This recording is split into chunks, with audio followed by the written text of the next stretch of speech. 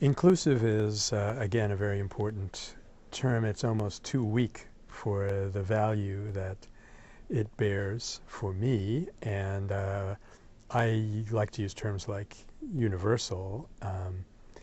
I think the most inspiring ideal that I got from my teacher was love for all, that you must love everyone. You must, as Dostoevsky says, love all that lives. And as St. Augustine said, the minute you make one distinction and say, okay, I don't like this person or this kind of person or this mosquito, he said very strongly, you're denying God, because God made the whole creation, and you don't get to say, you know, I like this part, I didn't like that part. Now, of course, the to be inclusive as far as loving every creature is concerned doesn't mean that you accept every agenda. I am, I believe, a resistance fighter to the core, and there's very little about the modern world that I accept. But there isn't any person whom I reject as a person. And I like to remind myself often of this wonderful formula that St. Augustine came up with, which is the blessed person is he or she who loves God and loves his friend in God and loves his enemy for the sake of God. So there's a way to love everyone whether they annoy you or not. And life, as far as I understand it, is a struggle to expand our circle of identification more and more and more until that blessed day when it's reached the infinite boundary and there's no limit. All right. Now, when inclusivity is discussed as a form of identity politics, I think it misses the boat.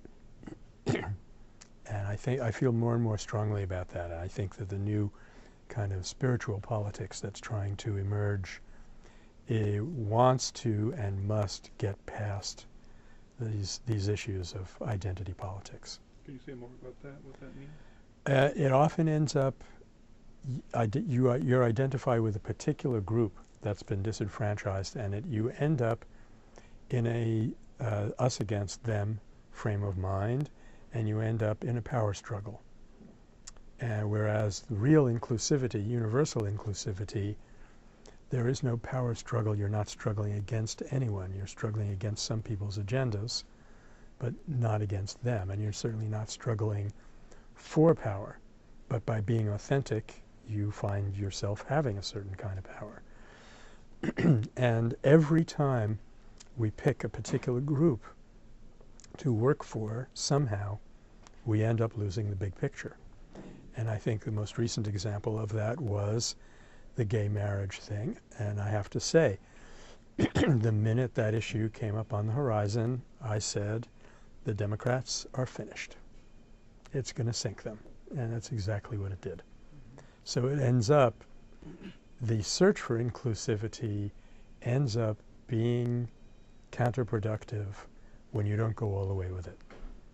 The minute you focus on one group or one set of people, even if it's a big set, like women, unless you're very, very careful, that's going to end up being an us against them.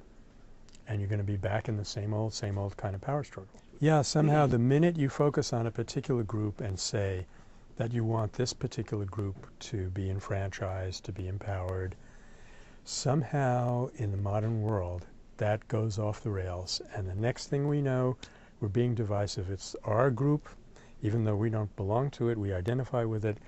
And I'm not saying that these people should not be empowered and enfranchised, but the way to go about it is to discover the human spirit and its universality. And I think that's the only safe way to go about it. I mean, trust me, nobody cares about inclusivity more than I do. I would not, yield to anybody on this value. But I think strategically, the way people have typically grabbed onto it, it's been counterproductive and paradoxical.